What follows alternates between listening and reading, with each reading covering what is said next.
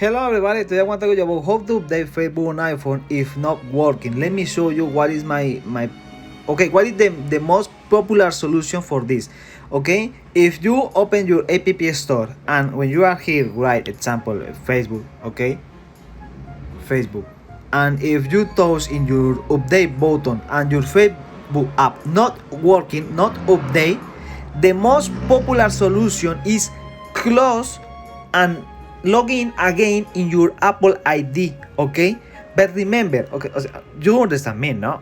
Close your account and open again, okay? Your in your settings, the first option is your Apple ID, your account, okay? Your account on iPhone. Now, but this is so important. Don't close your account, okay, if you not remember your personal information, because you need log in again, okay? Now you need your password and your email.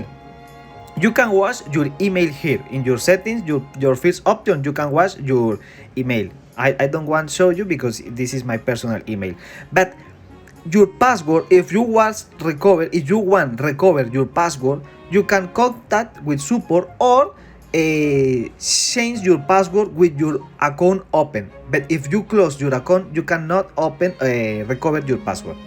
This is all. The most popular solution or the most general solution to fix that problems is close and again inside or log in your account.